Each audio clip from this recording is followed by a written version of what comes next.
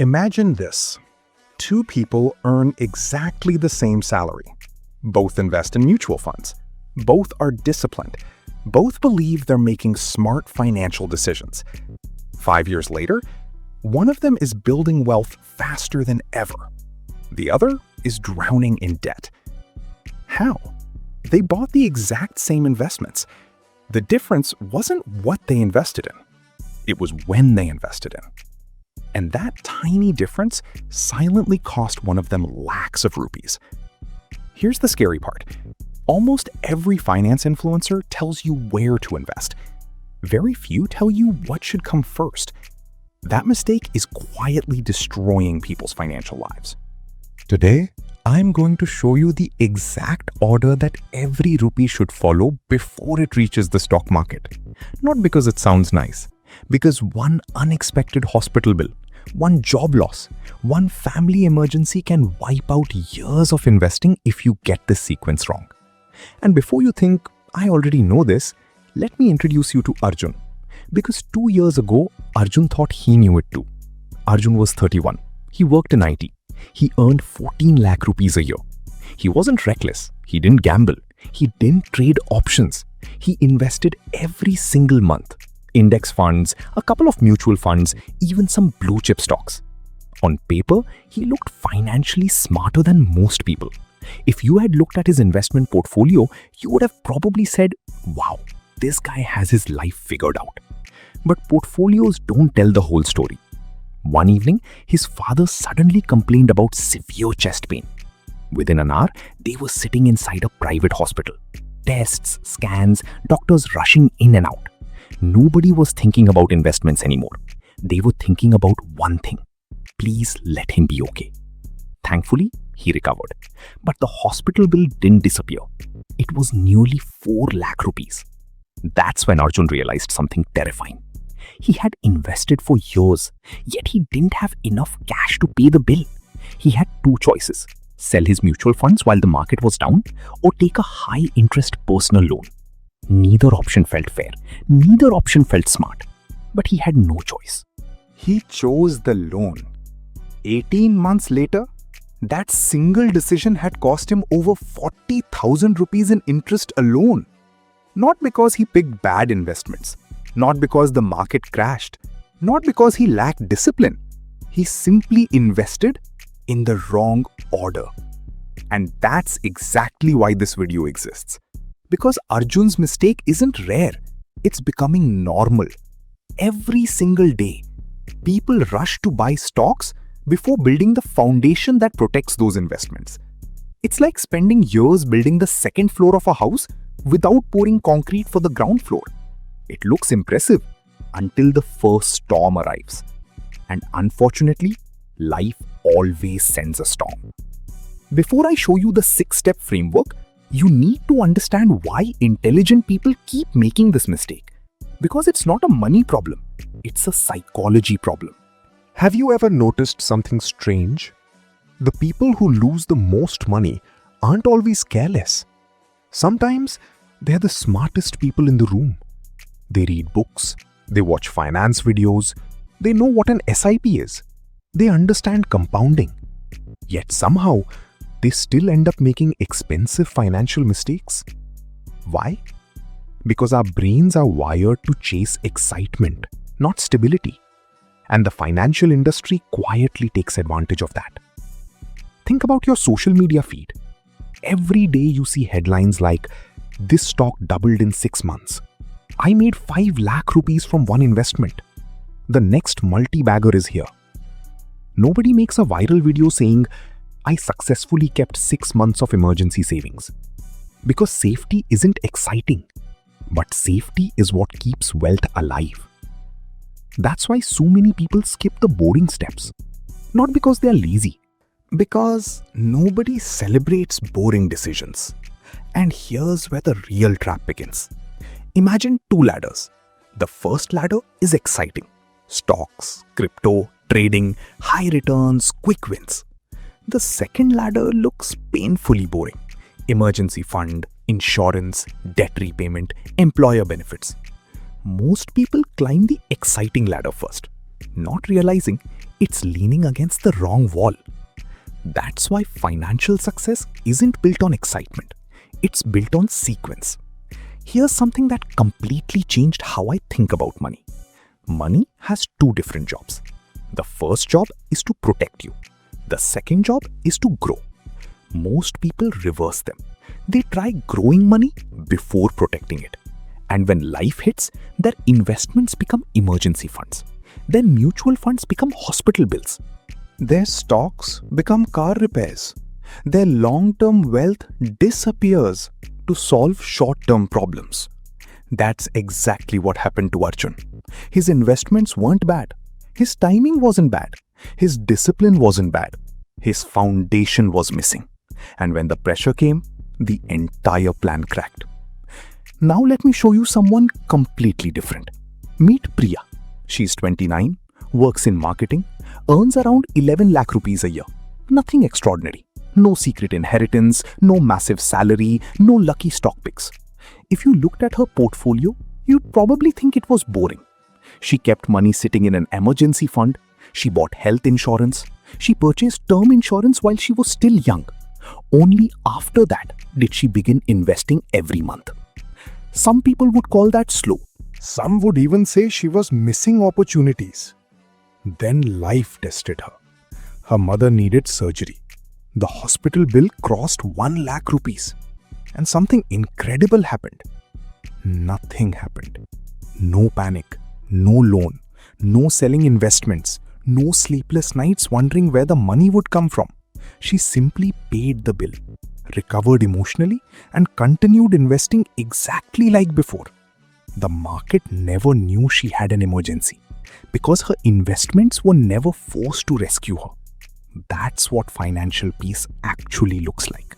Not checking your portfolio every hour, not finding the next multi-bagger. Sleeping peacefully, knowing one bad day won't destroy 10 good years. Now look at Arjun and Priya again. Almost the same income. Both responsible, both hardworking, both investing. One paid over 40,000 rupees just to survive an emergency. The other barely changed her financial plan. Why? It wasn't intelligence. It wasn't income. It wasn't luck. It was sequence. The order of their decisions changed the outcome of their lives. And now, it's time to look at the framework that creates that difference. Because once you understand these 6 steps, you'll never look at investing the same way again. In fact, the very first step is so simple that most people ignore it completely. And ironically, it's the step that makes every other investment stronger. The 6-step framework that changes everything. So, let's finally answer the question we started with. If 10,000 rupees landed in your bank account today, where should it actually go? Most people would immediately say mutual funds, stocks, gold, maybe even crypto. But here's the truth. If you're standing on the wrong step, every investment above it becomes weaker. Think of your financial life like building a skyscraper. Nobody starts with the 10th floor. They spend months building something nobody even notices, the foundation.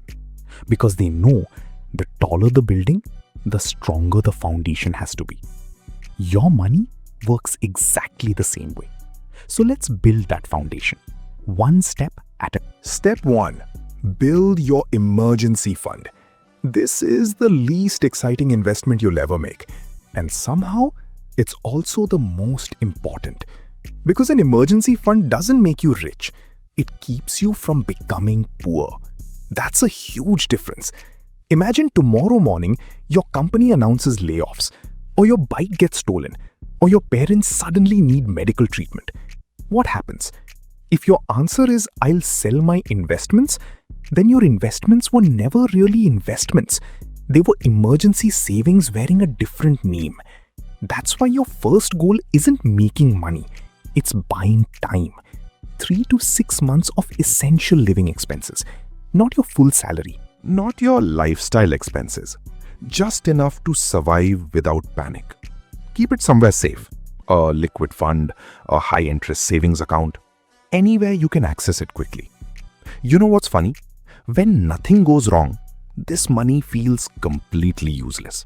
It just sits there, quietly, doing nothing. And that's exactly what it's supposed to do. Because the day it saves you, it becomes the best investment you ever made. Step 2. Take the free money first. Imagine walking past a table where someone is handing out 100 rupee notes. No catch, no risk. You simply have to pick them up. Would you ignore them? Of course not. Yet millions of employees do exactly that every month.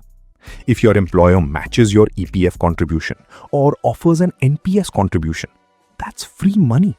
Guaranteed returns, no market volatility, no research required. Yet most people spend hours looking for the next winning stock without spending 5 minutes checking their own salary slip. That makes no sense. Before trying to outperform the market, make sure you're collecting the money that's already yours. Sometimes the easiest return is the one people overlook. Step 3. Destroy high interest debt. Now, we're about to do something that surprises a lot of people. If you're carrying credit card debt or a personal loan with very high interest, forget investing for a moment. Kill that debt first. Here's why. Imagine someone offers you 2 choices. Option 1, earn 12% annually from investments. Option 2, stop losing 36% every single year. Which one makes more sense? Exactly. Paying off high interest debt is like earning a guaranteed return. No stock market can promise that. No mutual fund can guarantee that. Every month that debt survives, it's quietly stealing money from your future. This is why so many people feel like they're running on a treadmill. They're investing with one hand while paying massive interest with the other. No matter how hard they run, they barely move forward. Break that cycle first. Your future self will thank you. Now we're getting somewhere. At this point, you've built stability. You've claimed free money. You've stopped the financial leaks. But here's where almost everyone makes another expensive mistake. They believe they're finally ready to invest aggressively. Actually, they're still missing one layer of protection. And skipping it can destroy everything you've built so far. Because the next step isn't about growing wealth. It's about protecting the people who depend on you. And that changes everything. Protect it, grow it, enjoy it. By this point, you've done something most people never do. You've built a financial foundation. Now it's finally time to start building wealth. But before we do that, there's one question I want you to ask yourself. If something happened to you tomorrow, would the people you love be financially okay? It's not a comfortable question.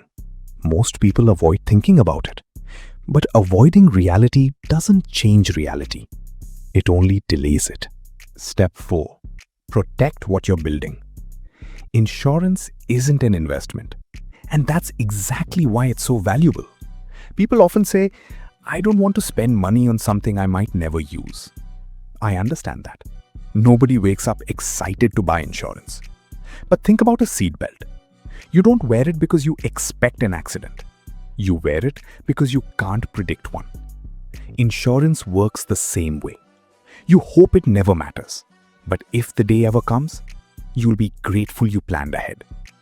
If you have people who depend on your income, a proper term insurance policy isn't optional. It's responsibility. And don't rely only on your employer's health insurance. Your job can change overnight. Your health expenses won't wait. Protection may feel boring today, but when life surprises you, it's the difference between a setback and a financial disaster. Remember Arjun? He thought his investments would protect him. Instead, they became the first thing he had to sacrifice. Don't build wealth only to tear it down during your first emergency. Step 5. Now let your money grow. Now comes the part everyone waits for, investing. But notice something. We're only reaching this step now. Not because investing isn't important, because investing works best when everything underneath it is already stable. Now, every rupee you invest has one job: to grow, not to rescue you. This is where your SIPs begin. Index funds, ELSS if it fits your tax planning, PPF for long-term stability, retirement funds, whatever aligns with your financial goals. And that's the keyword, goals. Don't invest because your friend recommended a stock. Don't invest because someone on social media promised quick returns. Invest because every rupee has a purpose. Maybe it's buying your first home. Maybe it's retiring early. Maybe it's funding your child's education someday. Money without a destination usually ends up going nowhere. When every investment has a goal, every market fluctuation becomes easier to handle. Because you're no longer chasing excitement, you're following a plan. Step 6. Earn the right to take risks. Now, and only now, comes the fun part. Individual stocks, sector bets, maybe even a small amount in higher risk investments. Notice I said small. This isn't where your future is built. This is where your curiosity lives. Think of it as dessert. Dessert is wonderful. But if dessert becomes every meal, your health suffers. The same thing happens with investing. Your core portfolio should quietly build wealth. Your fun money satisfies your curiosity. And here's the beautiful part. If one of those risky investments fails, your life doesn't fall apart because your emergency fund is waiting. Your insurance is protecting you. Your long-term investments are still growing. One bad decision no longer has the power to destroy everything else. That's financial freedom. Not becoming rich overnight, but knowing one mistake won't send you back to zero. Let's go back to the 10,000 rupees. Remember the question I asked you at the beginning? If 10,000 rupees suddenly appeared in your account today, where should it go? Now you know the answer. If you don't have an emergency fund, that's where it goes. If your employer is offering matching contributions, claim that next. If you're drowning in high-interest debt, attack it aggressively. If your family isn't protected, fix that. Then, and only then, let your investments grow. Because investing isn't about finding the fastest way to make money. It's about making sure you never have to destroy your wealth just to survive. That's the lesson Arjun learned the hard way. That's the lesson Priya understood before life tested her. And now, it's your choice. You can keep chasing the next hot investment, or you can build a system that keeps working, even when life doesn't go according to plan. Because real wealth isn't measured by how much money you make. It's measured by how difficult it is for life to take that money away. So here's my question for you. Which step are you honestly on right now? Not the step you wish you were on, the step you're actually standing on. Tell me in the comments. I'd genuinely love to know. And if this changed the way you think about investing, subscribe. Because in the next video, I'll show you exactly how much money your emergency fund should actually have. The answer isn't 3 months. It isn't 6 months. For some people, both answers are wrong. And once you understand why, you'll never look at emergency funds the same way again. I'll see you in the next one.